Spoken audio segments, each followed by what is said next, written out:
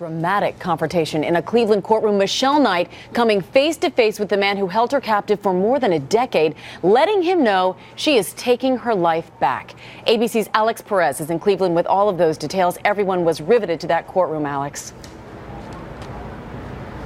Absolutely. Good morning to you, Amy. Ariel Castro is waking up in isolation before he is eventually moved to a prison. Now, Michelle Knight is tiny, so small her rescuers initially thought she was a child, but in court she stood tall like a tower of strength. This morning, Ariel Castro is waking up locked in a prison cell for life, a fate one of the women he locked up for 11 long years described as fitting. Death penalty will be so much easier.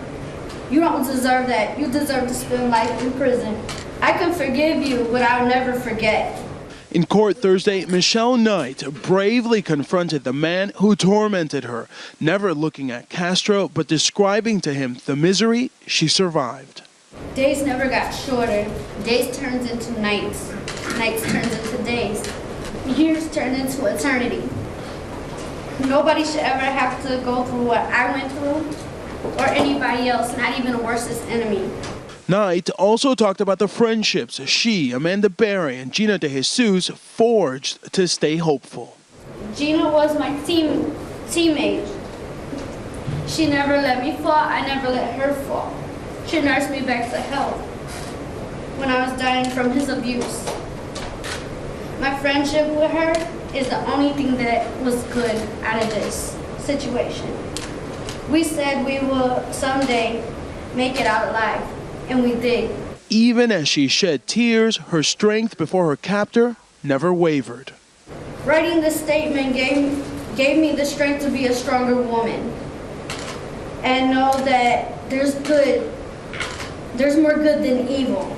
After 11 years, I am finally being heard, and it's liberating.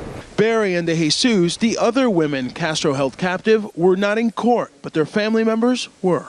For more than 4 hours, prosecutors laid out the gruesome details of how Castro tortured the women. And then he spoke, delivering a rambling, almost delusional 16-minute statement, saying he was not a monster. We had a lot of harmony going on in that home. But the judge made it clear he wasn't buying that story. I'm not sure there's anybody else in America that will agree with you.